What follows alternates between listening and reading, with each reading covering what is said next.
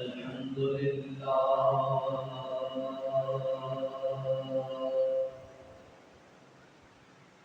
الحمد لله رب العالمين والعاقبة للمتقين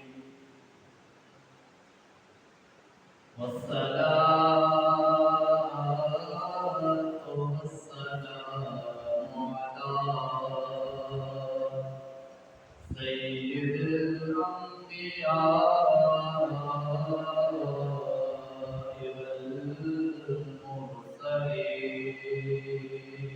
والمرسلين أما بعد فأعوذ بالله من الشيطان الرجيم بسم الله الرحمن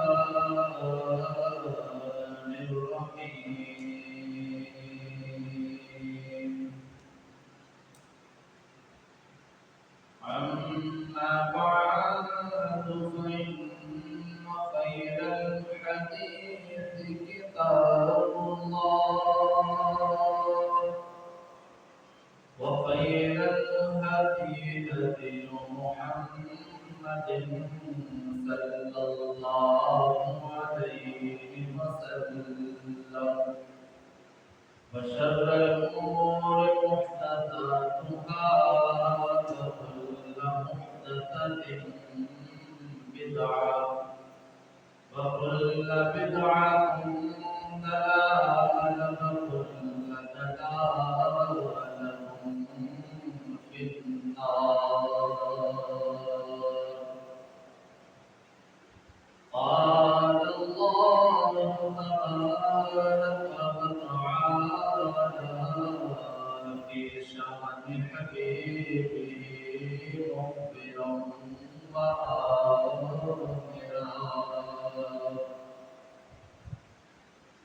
الذين إذا أصابتهم مصيبة قالوا إنا لله وإنا إليه راجعون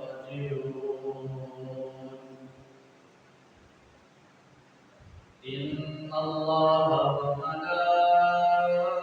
وملائكته يصلون على النبي يا أيها الذين آمنوا صلوا عليه وسلموا تسليما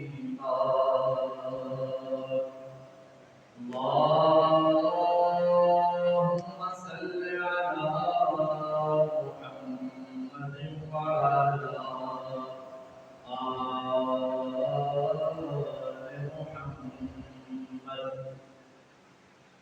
كما صليت على إبراهيم وعلى آل إبراهيم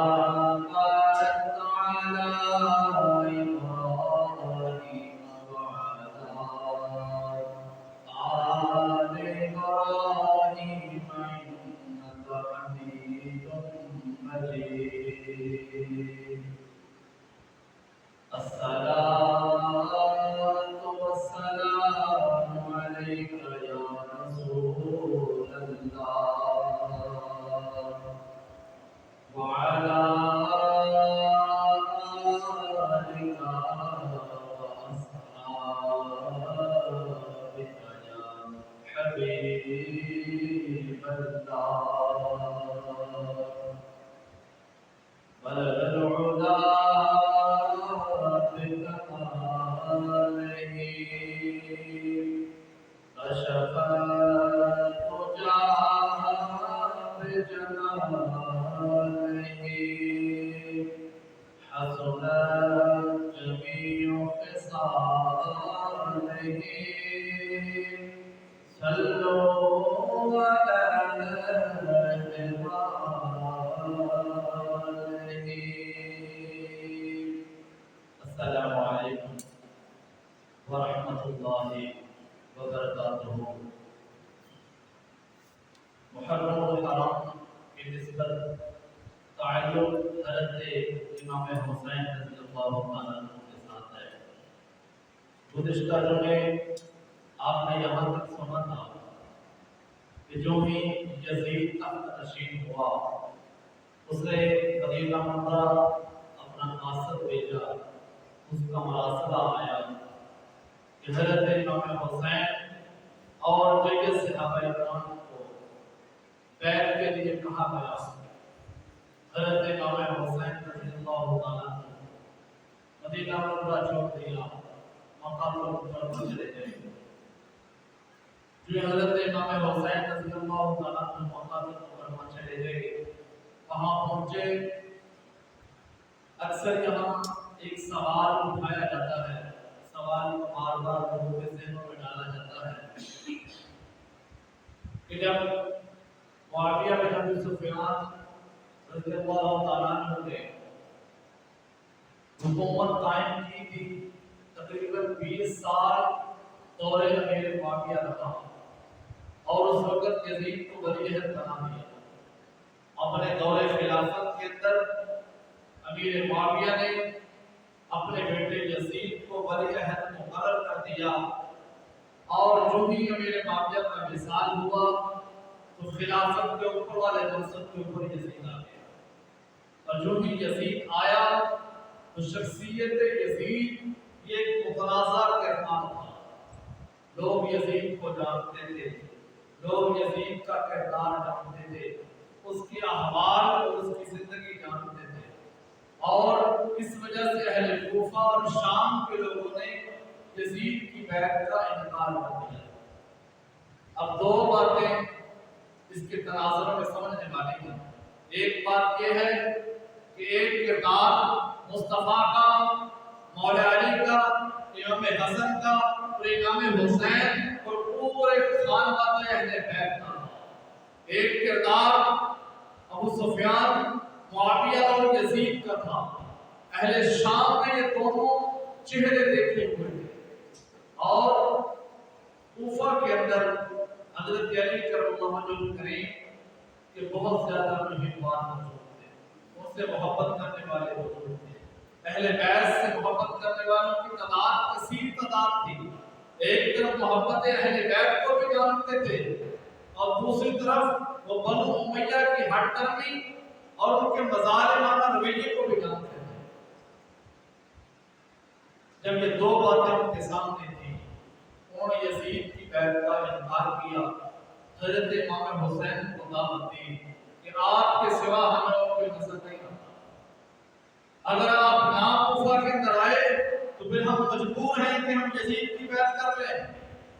اب وہ جو رخ تصویر اسلام کا بگڑ رہا ہے. اب یزید نے تخت نشین ہوتے اسلام کی روشوں کو بدلنا شروع کر دیا ہے. اگر آپ نہ آئے تو یہ سارے کا سارا اسلام یہ بگڑتا ہوا نظر آتا.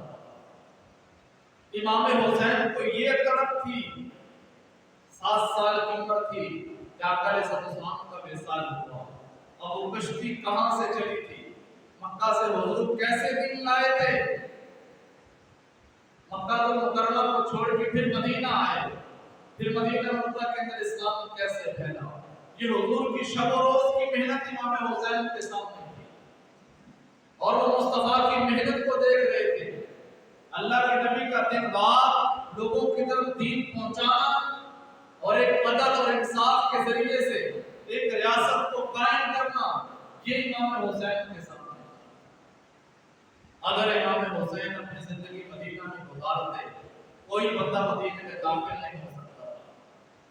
اور امام حسین جن کے وارث ممبر و محراب کے امام حسین، جن کو مصطفیٰ کا ممبر ملا تھا خطبہ دینے کے لیے، جن کو کرسی ملی تھی مدینہ منورہ کی، جن کو خلافت مصطفیٰ ملی تھی مدینہ منورہ سے، وہی بات کی مدینہ منورہ کے اندر کثیر تعداد تھی، لوگ امام حسین کے سامنے ادب کی تصویر بن رہے تھے۔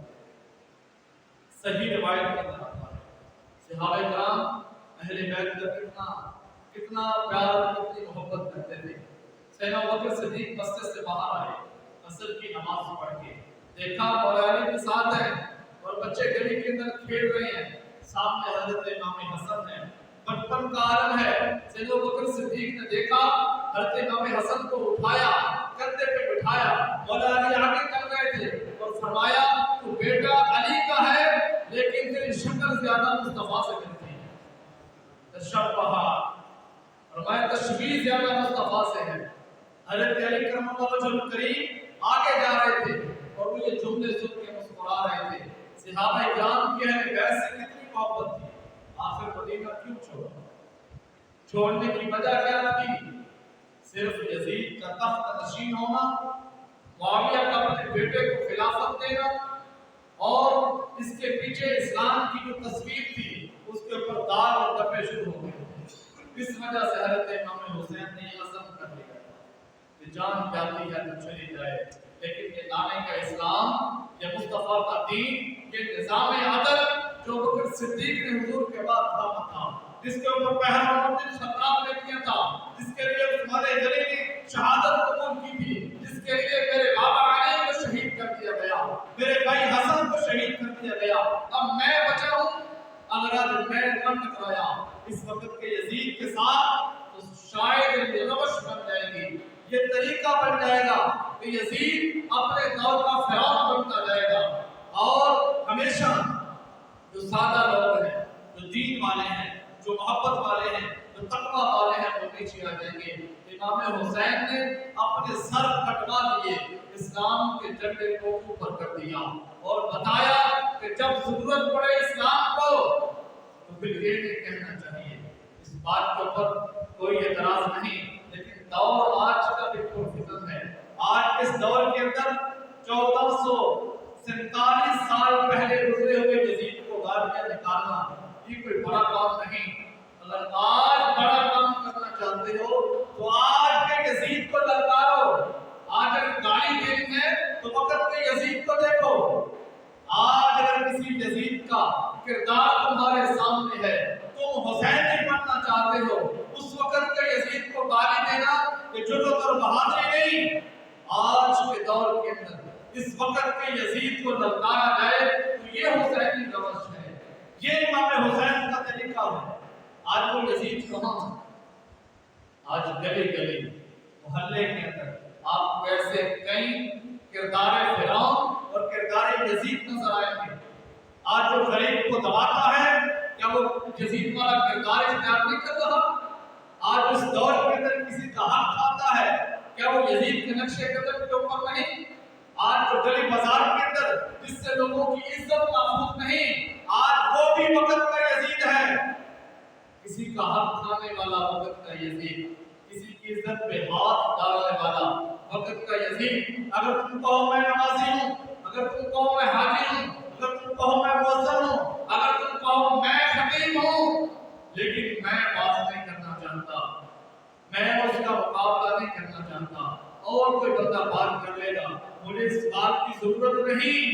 اگر یہ طریقہ، یہ سوچ امام حسین اختیار کر لیتے، مدینہ کو کبھی نہ چھوڑتے۔ یہ ہیلا اور بہانہ ان کے سامنے تھا۔ کئی لوگوں نے لکھا ہے امام حسین وہاں تلوار لے کے جہاد کے لیے گئے تھے۔ قطعاً امام حسین کا ارادہ جہاد کا نہیں تھا، قطعاً امام حسین لڑائی کے لیے نہیں گئے تھے۔ پھر مقصد کیا تھا؟ یہ جملہ ذہن میں بٹھا لو، دل کی تختی پہ لکھ لو۔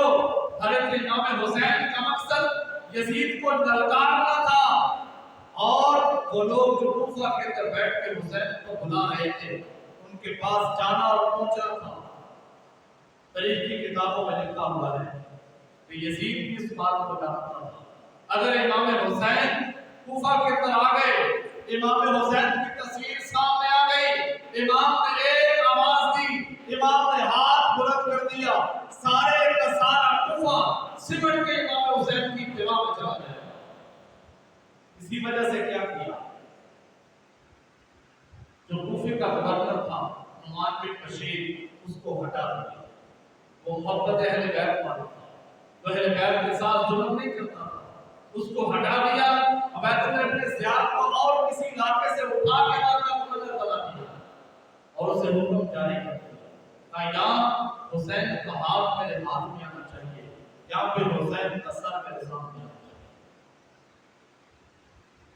آج تو لوگوں نے یہ بھی بیانات شروع کر دیے ہیں کہ یزید اس بات کے اندر ملوث نہیں تھا، یزید کو اس بات کی خبر ہی نہیں تھی کہ امام حسین کو شہید کر دیا گیا۔ یزید بات میں روتا رہا کہ یہ کیوں کیا ہے۔ یاد رکھو کوفہ کے اندر یزید تھا اور بالکل وہاں کا گورنر چینج کیا گیا، بدل دیا گیا۔ شام سے یہ مناصر کو حکم آتے تھے، وہاں سے یزید کے خطوط آتے تھے، گورنر کو بدل دیا گیا، اسے نیا مناصرہ جاری کر دیا گیا اور 18,000 کا لشکر حرمل یزید کو دیا گیا۔ کس لیے دیا گیا؟ امام کی فرما برداری کے لیے، امام حسین کی اتباع کے لیے، امام حسین کی نوکری کرنے کے لیے؟ قطعاً ایسا نہیں تھا۔ اور کیا کہا تھا کہ جہاں سے حسین آئے اسے کسی آبادی کے پاس نہ جانے دینا۔ وہ بھی یہ جانتے تھے حسین کسی گاؤں کے پاس سے گزرے، حسین کسی آبادی کے پاس گزرے، امام حسین کی شخصیت کو دیکھ کے، امام حسین کا نام سن کے ساری کی ساری بستی ان کے ساتھ چلنا شروع کر دی۔ مکہ المکرمہ سے جو ہی امام حسین نے سفر شروع کیا، بہت سارے صحابہ نے روکا تھا۔ آج یہ بھی بات بار بار کی جاتی ہے کہ صحابہ پہ روکنے کے اوپر حسین کیوں گئے تھے؟ نعوذ باللہ یہ ایک تصویر کئی ممبروں سے دکھانے کی کوشش کی جاتی ہے کہ نعوذ باللہ حسین صدیق تھے، صحابہ نے روکا حسین چلے گئے۔ امام حسین سب سے زیادہ فہم و فراست والے تھے، امام حسین سب سے زیادہ دانا اور عقلمند تھے، امام حسین کے سامنے سارے کا سارا نانے کا دین تھا جو مصطفیٰ کی گود میں بیٹھ کے سکھا ہوا تھا۔ آج وہ دین کو کیسے چھوڑ دے؟ امام حسین مدینہ میں کیسے سر جھکا کے زندگی بسر کرتے؟ امام حسین کیسے خانہ کعبہ کا طواف کرتے رہتے؟ اور یزید سارے کا سارا دین بدل دیتا؟ اور کوئی گوارا کر سکتا ہے؟ علی کا بیٹا، نبی کا بیٹا، فاطمہ کا خون، کبھی امام حسین اس بات کو برداشت نہیں کر سکتے تھے۔ اور امام حسین نے کسی کو کوئی دعوت نہیں دی، چلو میرے ساتھ ہم جہاد کے لیے جانا چاہتے ہیں۔ اگر وہاں ہی اعلان کر دیتے مدینے کا بچہ امام حسین کے دستے میں شامل ہو جاتا۔ صرف امام حسین نے کربلا کو ساتھ دیا، اپنی عورتوں اور اپنے بچوں کو ساتھ دیا۔ چند تلواریں صرف اپنی حفاظت کے لیے نہیں، جو زیادہ محبین اہل بیت تھے وہ امام حسین کی نوکری کرنے کے لیے ساتھ ہوتے، کہیں بچوں کو پانی پلائیں گے، کہیں امام حسین کا رستے میں خیال رکھیں گے، بیویوں کی پاسداری کریں گے۔ وہ تو محاسب بن کے گئے تھے صاحب۔ جو بھی یہ مکہ سے آگے نکلے، رستے کے اندر ایک مقام کے اوپر ایک محب اہل بیت ایک شاعر تھا، فرزند جس کا نام تھا، اس کی امام حسین سے ملاقات ہوئی۔ حضرت امام حسین سے جب ملاقات ہوئی، اس نے کہا امام آپ کہاں جا رہے ہیں؟ آپ وہاں نہ جائیں، کوفے والے لوگ بے وفا ہیں، اور جو وہاں کی حکومت ہے وہ قابض حکومت ہے، اور وہاں کی حکومت جو ہے یہ آپ کو شہید کر دے گی۔ وہ آپ کے خون کے پیاسے ہیں، وہ کبھی بھی اپنے تخت کو، اپنے حکومت کو نہیں چھوڑیں گے۔ امام حسین بھی کہتے ہوئے آگے بڑھ گئے، میرا مقصد اور ہے، مجھے کربلا کی طرف جانا ہے۔ ایک یہاں اور بات آپ کے ذہن نشین کر دوں، مصطفیٰ کی گود میں حسین تھے، تو کیا آقا نے سلطان کی شہادت کی خبر نہیں دی تھی؟ زبان مصطفیٰ سے، نبوت کی زبان سے یہ بارہا پتہ نکلا ہے، میرے حسین کو وادی کربلا میں شہید کر دیا جائے گا۔ صحیح روایت کے اندر آتا ہے مولا علی کرم اللہ وجہ کریم جب جنگ صفین کے لیے روانہ ہوئے، مقام نینوا پر پہنچے تو تو وہاں حضرت امام حسین کی ایک آہ نکلی، ایک چیخ اٹھی، سب زبان کے ساتھ کہا اے ابو عبداللہ یہاں اس مقام کے اوپر صبر کرنا۔ ان کے غلام ساتھ تھا، عرض کیا کس کو دعوت دے رہے ہیں، یہ جملہ کس کو بتا رہے ہیں، کس کو صبر کرنے کی تلقین کر رہے ہیں؟ مولا علی کرم اللہ وجہ پہ ان کی آنکھوں میں آنسو آ گئے، کہا میں نے مصطفیٰ سے سنا تھا میرے بیٹے حسین کو وادی کربلا کے اندر بھوک اور پیاس کے اندر شہید کر دیا جائے گا۔ شہادت کی خبریں پہلے ہیں اور یہ مقام بعد میں ملا ہے۔ اگر تم اعتراض کرتے ہو حسین کرسی کے ساتھ گئے تھے، حسین کرسی کے لیے گئے تھے، حسین اقتدار کے لیے گئے تھے، یہ اعتراض تمہارا امام حسین کے اوپر نہیں، یہ تمہارا اعتراض تمہارے مصطفیٰ کے اوپر ہے، مولا علی کے بیان کے اوپر ہے، مولا علی کی اس حدیث کے اوپر ہے، مصطفیٰ کے فرمان کے اوپر ہے۔ جو خبریں آقا علیہ السلام نے پہلے ہی عطا فرمائی۔ حضرت امام حسین آگے بڑھے، مختصر یہ ہے کہ جب بالکل قریب پہنچے مقام قادسیہ کے قریب تو وہاں حضرت امام حسین رضی اللہ تعالیٰ عنہ کو یہ خبر پہنچی، قاصد نے آ کے بتا دیا کوفے کے حالات تبدیل ہو گئے، کوفے کے حالات بدل گئے ہیں، آپ کے چچا زاد بھائی مسلم بن عقیل کو بڑی بے دردی کے ساتھ شہید کر دیا گیا۔ عبیداللہ بن زیاد اس سے عروہ بن ہانی اور مسلم بن عقیل اور ان کے بچوں کو بڑی دردناک طریقے سے شہید کیا ہے۔ ان کو پکڑا گیا اور پکڑ کے پھر ان کو ایک بلند عمارت کے اوپر لے گیا، وہاں جا کے ان کے سر کاٹ دیے اور ان کے جسموں کو اوپر سے نیچے گرا دیا۔ سارے کوفے کے اندر یزید کی فوج لگ گئی، عبیداللہ بن زیاد نے بڑے بڑے لوگ جتنے بھی سر کرتا تھا ان کو جمع کیا، بہت سارے لوگوں کو مار دے دیا، بہت سارے لوگوں کو تلوار کے ذریعے روک دیا۔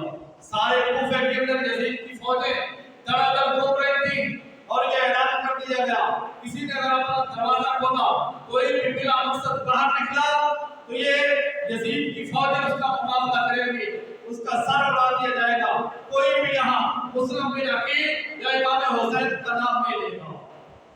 آج یہ بھی کہا جاتا ہے کوفے والوں نے بلایا تھا، کوفے والوں نے بے وفائی کی، اگر یزید کی فوجیں وہاں نہ آتی، اگر کرفیو نہ لگتا، اگر گورنر چینج نہ ہوتا، اگر دروازوں کو بند نہ کیا جاتا، پھر پتہ چلتا کہ بلانے والے کہاں تھے۔ اور امام حسین کی محبت کے اندر جن لوگوں نے خطوط لکھے تھے آج وہ وفادار ہیں یا بے وفا ہیں۔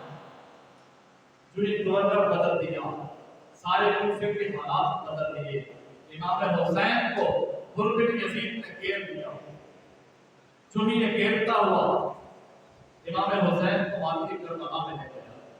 امام حسین نے کہا مجھے چھوڑ دو، کہانی مجھے یزید کی طرف سے ابن زیاد کی طرف سے یہ حکم ہے، تم نے امام حسین کا ساتھ نہیں چھوڑنا، جہاں امام حسین جائیں گے تیرا یہ 18,000 کا لشکر 72 کے ساتھ ساتھ اٹھتا رہے گا۔ یہ تو محرم الحرام، 2 محرم الحرام، 3 محرم الحرام، 7 محرم الحرام کو امام حسین نے اپنے لشکر کو اٹھایا، آگے بڑھنے کے لیے گئے، کہا ہم آگے جانا چاہتے ہیں، ہم تیرے لوگوں نے بنے رکیں گے، کہا آج مجھے کوفے کے گورنر کا پیغام آنے والا ہے، آج جو بھی یزید پیغام دے گا میں اس کو اوپر عمل کروں گا۔ غرب بن یزید کون ہے؟ جو امام حسین کے پیچھے نمازیں پڑھتا تھا۔ جب پہلی نماز کا وقت آیا موسم نے اذان دی، امام حسین نے فرمایا غرب بن یزید سے دیکھو تم بھی نمازی ہو ہم بھی نمازی ہیں، یہ بتاؤ علیحدہ نماز پڑھو گے یا ہمارے پیچھے نماز پڑھو گے؟ غرب بن یزید نے کہا نماز آپ کے پیچھے پڑھیں گے۔ کیسا منظر تھا کربلا میں، امام حسین امام ہیں جو شہید کرنے کے لیے آئے ہیں، وہ بھی امام حسین کی ابتدا میں نماز ادا کر رہے ہیں۔ غرب بن یزید اور اس کے 1000 فوجی نے 18,000 فوجی نے امام حسین کی ابتدا کے اندر نمازیں ادا کی۔ جب 7 محرم الحرام آیا، پیچھے سے ایک مراسل آیا، ایک خط آیا، ایک گھڑ سوار آیا، غرب بن یزید نے کہا رک جاؤ، یہ پیچھے سے گھڑ سوار آیا ہے، کہا حسین کے لیے پانی بند کر دیا جائے، سختی شروع کر دی جائے، مجبور کیا جائے۔ حسین عورتوں اور بچوں کے ساتھ ہے، جب کھانا پانی بند ہو جائے گا یقیناً حسین بیعت کے لیے راضی ہو جائے گا۔ جب امام حسین خیموں کے اندر جائیں گے بچوں کی آہ و آواز سنیں گے، یہ مرجھاتے ہوئے چہرے حسین کو نظر آئیں گے، یہ عورتیں اور بیویاں جن کے پردے کی خاطر امام حسین مجبور ہو جائیں گے کہ یزید کے ہاتھ کے اوپر ہاتھ دیا جائے۔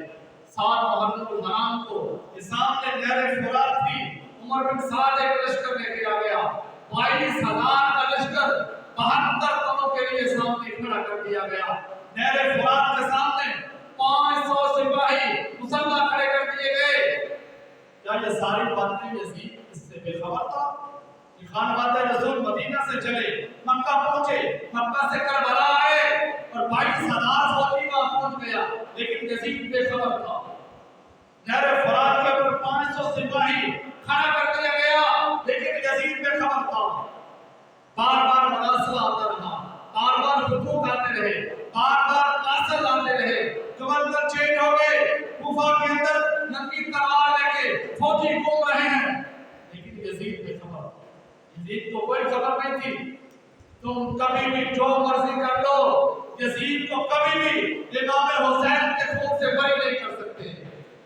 وہ ذمہ دار تھا اس بات کا۔ سادی سی بات ہے، جو مرضی حکومت آ جائے، جس حکومت کے اندر، جس صوبے کے اندر کوئی بڑا حادثہ پیش آ جائے، کہانے کا تھا فلاں کی حکومت کے اندر یہ حادثہ پیش آیا تھا، حکومت جس کی ہو وہ بے خبر رہے۔ اتنی اعلیٰ کرداری شخصیات، نبی کے نواسے، نبی کے بیٹے، خانوادہ رسول، محب اہل بیت کی شخصیات وہاں موجود تھی، اور ان کو ذبح کرنا شروع کر دیا اور یزید کو کوئی خبر نہیں تھی۔ یہ اپنی باتیں، یہ اپنی تقریریں، اپنی تحریریں اپنے پاس رکھو، اصل بات وہی ہے۔ یزید نے یہ سارے کام کرسی کے لیے کیے تھے، وہ اپنے اقتدار کو بچانے کے لیے جو بھی سامنے آتا اسے کاٹ رہا تھا۔ پھر آخری مرحلہ آیا، آخری بات آئی، کعبہ میں حکم ہے امام حسین کو مجبور کر دو اور یہ جلد فیصلہ کریں، ہم زیادہ دیر میں روکیں گے نہیں، رات کو بیعت کا اعلان کر دیں یا پھر صبح اعلان جنگ ہو جائے۔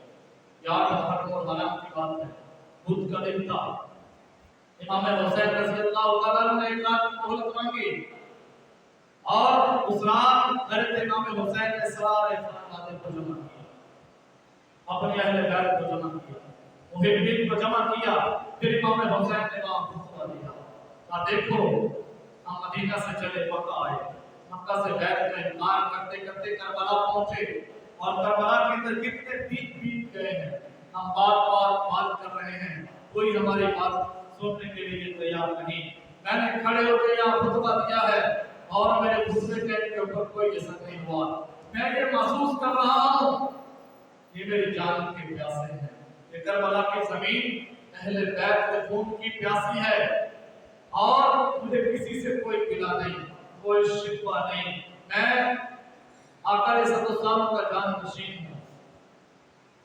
آقا علیہ السلام کا میں نواسا ہوں، مجھے نبی نے اپنا بیٹا کہا ہے، آج میں اس لیے یہاں آیا ہوں، میں اپنا کام مکمل کروں گا، میں یزید کے ہاتھ میں کبھی بیعت نہیں کر سکتا، چاہے میری گردن چلی جائے کہ میرے خون کے پیاسے ہیں، اگر تم لوگ یہاں سے واپس جانا چاہو تمہارے راستے آزاد ہیں، تمہیں کوئی نہیں روکے گا، تمہارے راستے میں کوئی رکاوٹ نہیں آئے گی، یہاں جان دینی پڑے گی اور یہاں جان کی امان ہے، یہاں پانی بند ہے، یہاں ہر چیز کھلی ہوئی ہے، اگر تم مکہ مدینہ کی طرف جاتے ہو پانی تمہیں میسر آئے گا، کھانا تمہیں میسر آئے گا، زندگی کی بہاریں اور سانسیں تمہارے لیے ہیں، اگر میرے ساتھ میدان کربلا کے اندر ٹھہر جاتے ہو، یا بھوک بھی ہے، پیاس بھی ہے، وحشت بھی ہے، غم بھی ہے، خوف بھی ہے، اور اسی میدان کے اندر پھر تمہیں جانے بھی دینی پڑے گی۔ جو ہی امام حسین کا خطبہ مکمل ہوا، چراغ کو دوبارہ جلایا گیا، ایک آدمی کم نہیں ہوا، حسین نے چراغ کو ہاتھ میں پکڑا، امام حسین محبین کے پاس گئے، دیکھا ہر ساتھی نشوار تھا، ہر ایک کی آنکھوں سے آنسو آ رہے تھے کہ آپ کا ساتھ چھوڑ کے کہاں جائیں، یہ صرف آپ کا ساتھ دنیا میں نہیں، ہم تو جنت میں بھی آپ کے ساتھی ہیں، میدان کربلا میں اگر آپ کا ساتھ چھوڑ کے हम नाम मुस्तफा को क्या मुंह दिखाएंगे, किस मुंह से वापस करें? जब देखा इमाम हुसैन सबका इरादा एक है, फिर सारे इरादे इमाम हुसैन ने चराग बुझा दिया। जुमेरात की रात थी, इशा की नमाज पढ़ी, फिर इमाम हुसैन खेमों में आए। कहा हमारे पास क्या आखिरी रात है, हो सकता है सुबह तो सूरज तुलू हो और हालात बदल जाए, सुबह को सूरज खूनी सूरज होगा, 10 मुहर्रम हराम है, जुमे का दिन है, सुबह का जो सूरज तुलू होगा वो खूनी सूरज होगा। सारी रात अहले बैत के खैमों से कुरान की आवाज आती रही, आप अलैहिस्सलाम के जात पे दुरूद पढ़ते रहे, छोटे छोटे बच्चे हाथ उठा के इस्तिकामत और सब्र नाम से मांगते रहे। ये हादसा अजीम था, ये कोई छोटा काम नहीं। आज आपने सुनते सुनाने के लिए किस्सा और कहानी बना लिया है। करबला खौफ फैलाने की कहानी नहीं, सिर्फ करबला एक करम और करम का नाम नहीं। यह कैसी मोहब्बत है, ये कैसी चाहत है। अभी नबी पाक को वसाल किए हुए तकरीबन 50 साल बीते हैं, ये सारा खातमा रसूल निभा कर दिया गया। इतनी बेदर्दी के साथ कि भूखे और प्यासे बच्चों को भी जिंदा कर दिया गया। आज तुम तारीख के अंदर ये ढूंढते फिर रहे हो कि कौन सी तारीख सच्ची है, कौन सी झूठी है। अरे ऐसी तारीख को आग लगा दो, ऐसी किताबों को दोया बुंदा कर दो जिनके अंदर ये लिखा हो इमाम हुसैन बागी थे, जिनके अंदर ये लिखा हो इमाम हुसैन फसादी थे, जिनके अंदर ये लिखा हो इमाम हुसैन यजीद के हाथ में बैठ करना चाहते थे, जिन तारीखों के अंदर किताबों के अंदर ये लिखा हो इमाम हुसैन का पानी बंद कर दिया तो वापस करना चाहते थे, इमाम हुसैन यजीद के हाथ में बैठ करना चाहते थे। ऐसी कमजोर रिवायतों को, कमजोर तहरीरों को हम नहीं मानते। हुसैन उस वक्त भी इस्तिकामत का पहाड़ था जब इमाम हुसैन अकेले मैदान करबला के अंदर थे। फिर क्या हुआ, 10 मुहर्रम और जो ही फजर की अजान खैमा अहले बैत के अंदर हजरत अकबर ने पढ़ी। ये इमाम अहले बैत की तरफ से, अहले बैत की तरफ से आखिरी अजान थी। ज़ोहर से पहले सारा खानदान रसूल हजरत अकबर पत्थर पे खड़े हुए और फजर की अजान मैदान करबला के अंदर पढ़ी। जो हजरत अकबर ने अजान पढ़ी, इमाम हुसैन मुसल्ले पे आए। आज ये रेत के ऊपर मुसल्ला था, इमाम हुसैन इमाम थे, करबला की जमीन थी और ये सिर्फ तपश वाली जमीन नहीं थी, और ये अहले बैत के खून की प्यासी जमीन थी। फजर की नमाज अदा की, अभी फजर की नमाज से सलाम फेरा था कि यजीद के सारे फौजी सामने आ गए, घोड़ों के टापों की आवाज आई। इमाम हुसैन ने अब्दुल्लाह इब्न अब्बास को भेजा, हज़रत इमाम हुसैन ने अपने जवान शहजादों को भेजा, हज़रत अब्बास अलमदार को भेजा, जाओ पता करो। जब उन्होंने देखा कि यजीद का सारा लश्कर सामने है, फिर यजीद अपने दस्ते कायम कर चुका है, ये लड़ाई के इरादे से आए हैं। इमाम हुसैन ने सलाम फेरा, फौरन सारी पीढ़ी को खैमे के अंदर दाखिल किया। खैमे के पीछे खंदक खोदी, उसके अंदर बड़ी लकड़ियां फेंक दिया, जला दी, पीछे से कोई हमला न कर सके। अपने नौजवानों को साथ लिया, मुहिब्बीन को साथ लिया, एक दस्ता बनाया। आखिरी खुतबा 10 मुहर्रम हराम को गुरबत यजीद के सामने इमाम हुसैन ने दिया। कहा मैं नबी का नवासा हूँ, कायनात में कोई नबी का बेटा मौजूद नहीं, कोई नवासा मौजूद नहीं, मुझे पहचानो, मेरा चेहरा वो है। मुस्तफा मुझे बोसे दिया करते थे, आका अलैहिस्सलाम मुझे गोद में बिठा कर खिलाया करते थे, हुजूर अपने हाथ से मुझे पानी पिलाया करते थे, मैं मुस्तफा के कंधों पे सवारी किया करता था। आज तो मेरे खून के प्यासे हो। इतने में हुरबिन यजीद दरमियान में आया। देखो इसे समझ आ गई, इसकी किस्मत का सितारा चमक गया।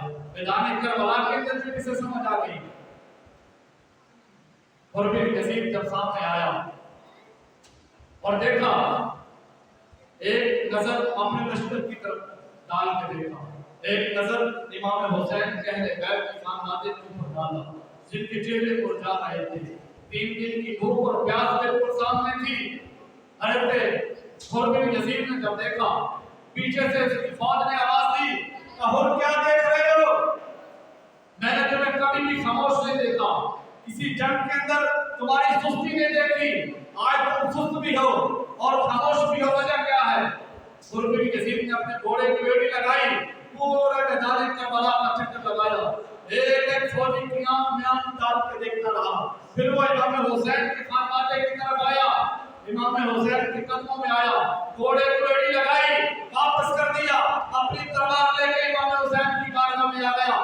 कहा मैंने कितने दिन आपको रोके रखा, आपका पानी बंद कर दिया, मैं इस बात के ऊपर, इस नतीजे के ऊपर पहुंचा हूं।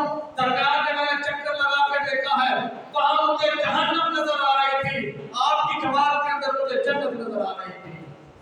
गुरबीन यजीद ने अपना इरादा बदल लिया, उसे सच्चाई नजर आ गई, गुरबीन यजीद को सदाकत नजर आ गई, और वो में फौरन इमाम हुसैन के लश्कर के अंदर शमूलियत इख्तियार कर ली। जो ही इमाम हुसैन की तरफ ही आए, वहां से जंग का नकारा बज गया, जंग का ऐलान हो गया, आओ हमारे साथ आकर जंग करो। फिर मुहिब्बाने अहले बैत जो जंग के लिए आगाज करने लगे, हज़रत इमाम हुसैन ने रोक दिया, कहा मेरी तरफ से, हमारे दस्ते और जमात की तरफ से कोई बंदा तीरंदाजी न करे, कोई बंदा जंग की पहल न करे, हम जंग लड़ने नहीं आए, हमारा कोई इरादा जंग लड़ने का नहीं। उमर बिन साद आगे आया। उमर बिन साद कौन है? साद बिन अबी वक़ास रज़ियल्लाहु अन्हु अशरफ सहाबी हैं, उनका बेटा उमर बिन साद था।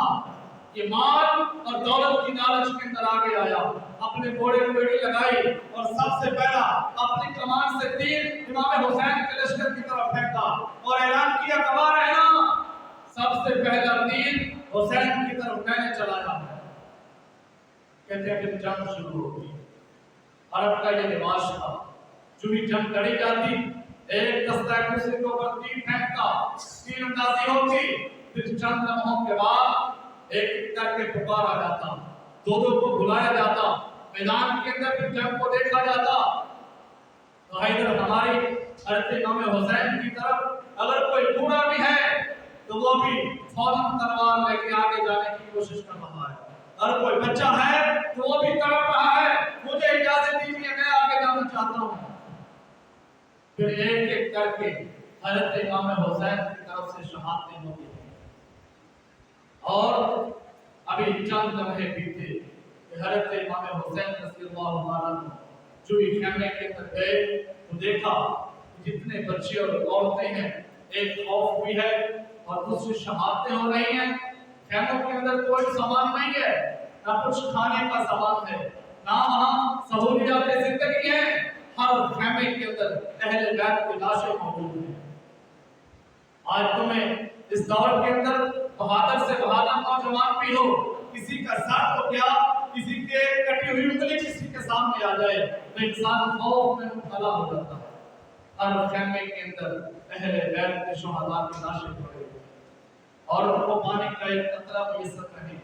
जब खेमों से देखा जाता है, नहर फुरात को ठाठे नजर आती है, नहर फुरात चल रहा है और वहां से घोड़े पानी पी रहे हैं, परिंदे पानी पी रहे हैं, यजीदी फौज पानी पी रही है, अपने मशकीदे बढ़ रहे हैं, गर्मी के अंदर वो नहा रहे हैं, गुसल कर रहे हैं, लेकिन अहले बैत के लिए पानी बंद कर दिया गया। आज इमाम हुसैन के नाम की सबील लगाना तुम्हें याद रहा, तुम्हें नहर फुरात का पानी बंद होना याद रहा। आज हुसैन के किरदार कहाँ है? आज इमाम हुसैन की इत्तिबा कहाँ है? तुमने पानी बंद होना याद रखा, तुमने अलीअस्कर का तीर को याद रखा, इमाम हुसैन का सर कटाना याद रखा। ये कौम भूल गई कि हुसैन ने जान क्यों दी थी, इमाम हुसैन ने अपना सारे का सारा घर क्यों लटाया था, अलीअस्कर का लाशा क्यों करता, अलीअस्कर के जिस्म में टुकड़े क्यों हुए। आज हर सुनने वाला ये चाहता है हमें सुनाया जाए अलीअस्कर की शहादत कैसे हुई और हज़रत अलीअस्कर को कैसे शहीद कर दिया गया।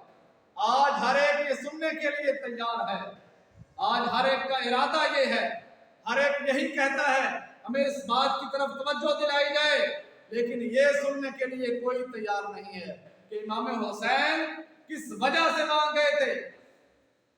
आज अगर तुम ये कहो कि इमाम हुसैन वहां शहीद हो गए, बड़ी बेदर्दी के साथ शहीद कर दिया गया, यजीद ने बड़ा जुल्म किया, بڑا ستم کیا، امام حسین نے دین کی خاطر جانیں دی ہیں، آج وہ دین کہاں ہے؟ آج کیا ہمارے گھروں کے اندر وہ دین ہے؟ آج کیا ہمارے جسموں کے اوپر ہم نے وہ دین لاگو کیا ہے؟ آج وہ شریعت جس کے لیے علی اصغر نے چھوٹا سا اپنا ننھا سا خون بہا دیا تھا، علی اکبر نے 18 سال کی جوانی لٹا دی تھی، عباس علمدار نے اپنے بازو کٹا دیے تھے، امام حسین نے اپنے جسم کے ٹکڑے کرا دیے تھے، 72 کے 72 تن جو ہیں میدان کربلا کے اندر شہید ہو گئے تھے۔ آج وہ دین کہاں ہے؟ آج کس دین کی بات کرتے ہو؟ آج کہاں وہ دین نظر آئے گا؟ آج کردار حسین کہاں ہے؟ آج اس بات کی ضرورت ہے کہ امام حسین اور ان کے خانوادے کی یہ باتیں سنی جائیں اور دین کو اپنایا جائے۔ آج دیکھا جائے دین کہاں ہے، آج اس دین کو سینے سے لگایا جائے۔ دیکھو حضرت امام حسین کا جب آخری وقت تھا، امام حسین جان دینے لگے تھے، تو امام حسین کی آخری سانسیں جو تھیں وہ بھی سجدے کے اندر جدا ہوئی۔ حسین نے آخری لمحہ بھی رب کی بارگاہ میں سجدہ کیا تھا، اور تم نے کب آخری سجدہ کیا یہ یاد ہے؟ کیا ہم صرف عید والے مسلمان ہیں کہ سال کے بعد آئیں گے نماز عید ادا کریں گے؟ ہم حسینی ہیں؟ ہم صرف 8 دن کے مسلمان ہیں، جمعہ والا دن اچھا جوڑا پہن کے بہترین خوشبو لگا کے بال سوار کے مسجد کی پہلی صف میں آئیں گے؟ ہم حسینی ہیں؟ آج ہم نے قرآن آخری بار کب پڑھا تھا؟ آج تو یہ سنا ہے آپ نے 12 مرتبہ کہ امام حسین کا سر کاٹ دیا گیا، نیزے پہ چڑھا دیا گیا، پھر بھی وہاں سے تلاوت قرآن کی آواز آ رہی تھی۔ امام حسین نے نیزے کی نوک کے اوپر تلاوت قرآن کی ہے۔ آج تم قلیم پہ بیٹھ کے پنکھا لگا کے چھاؤں کے اندر بیٹھ کے رب کے قرآن کی تلاوت نہیں کر سکے۔ کیا امام حسین قیامت کے دن نہیں پوچھیں گے جو قرآن میں نے نیزے کے اوپر تلاوت کیا تھا؟ آج میرے نبی کی امت نے مسجدوں کے اندر تلاوت کرنا چھوڑ دیا، آج گھروں کے اندر پڑھنا چھوڑ دیا۔ آج اگر حسینی ہونے کا دعویٰ کرنا ہے تو امام حسین کی اتباع کرنی ہے، حسین کے نقش قدم پر چلنا ہے۔ یہ امام حسین کا پیغام تھا۔ شہادتیں سنو، 2-4 آنسو بہاؤ، 10 محرم الحرام کو سارا دن صبح سے شام تک لنگر کھاتے رہو، پانی پیتے اور پلاتے رہو، پورے سال کا حق ادا ہو گیا۔ قطعاً ایسا نہیں ہے، یہ امام حسین کا مقصد ہی نہیں ہے، یہ امام حسین کی شخصیت ہی ایسی نہیں۔ کردار اتنا بڑا ہے، تم نے کہاں سے حسینی کردار لے لیا؟ حسینی کردار کے لیے ساری اہل بیت نے جانیں قربان کر دی ہیں۔ حسینی بننا ہے، دل سے حسینی بنو، زبان سے حسینی بنو، اپنی سوچوں کو حسینی بناؤ، تاکہ قیامت کے دن آقا علیہ السلام اور اہل بیت کا ہمیں ساتھ میسر آئے۔ اللہ تعالیٰ سے دعا، اللہ تعالیٰ ہم سب کو آقا علیہ السلام کی اور حضرت امام حسین کی اتباع کی توفیق عطا فرمائے۔ وما علینا الا البلاغ۔